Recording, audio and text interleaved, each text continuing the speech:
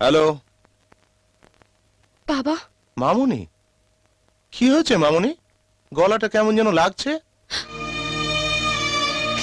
Hello ভীষণ একা লাগছে। মামুনি, হ্যালো।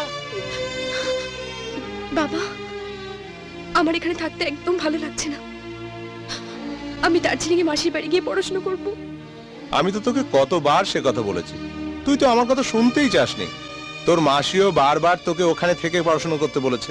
যত তাড়াতাড়ি পারো এখান থেকে আমার যাওয়ার ব্যবস্থা করো বাবা।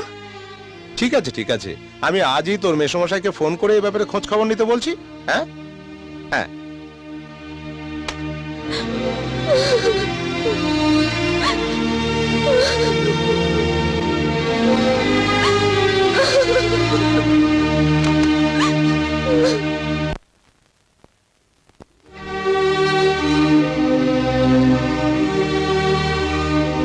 मेरे सपनों की रानी कब आएगी तू।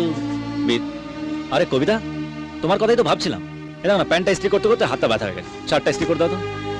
চলিয়া তু চলিয়া চলিয়া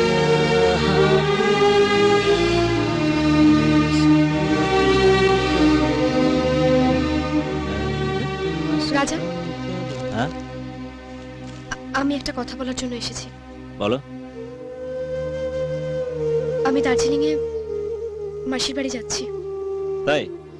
কবে আসবে? আর আসবো না, ওখানে থেকেই পড়াশোনা করব। যা, মিথ্যে কথা। না রাজা, ওখানকার একটা কলেজে অ্যাডমিশনের জন্য অ্যাপ্লিকেশন করেছি। কিছুদিনের মধ্যেই চলে যাব। তুমি চলে গেলে আমার কি হবে ভেবে দেখেছো? সবই যখন ঠিক হয়ে গেছে আমাকে বলার কি দরকার? আচ্ছা কবিতা, তুমি চলে গেলে আমার নিজের বলতে কে থাকবে বলো? আরে টাকা না হয় আমি যে কোনো জায়গা থেকে জোগাড় করে নেবো, কিন্তু গাড়ি গাড়ি আমাকে কে দেবে? গাড়ি না থাকলে আমি রিয়ার সঙ্গে দেখা করবো কি করে?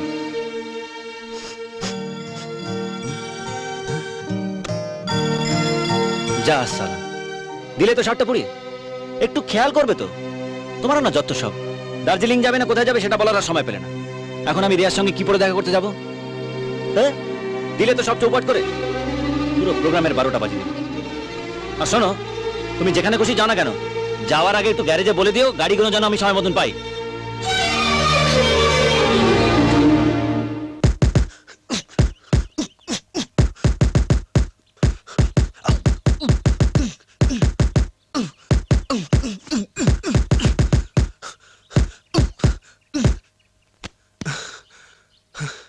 কুল ডাউন ম্যান, কুল ডাউন।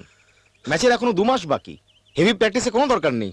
আরে তো স্ট্রেন নেওয়া ঠিক হবে না, বুঝলে? স্যার, এই ম্যাচই আমার শেষ সুযোগ। এই ম্যাচ আমাকে জিততেই হবে, নইলে বাবার সামনে গিয়ে দাঁড়াতেই পারবো না। বাবার সব স্বপ্ন ভেঙে চুরমার হয়ে যাবে। আমাকে জিততেই হবে স্যার, আমি জিতবই।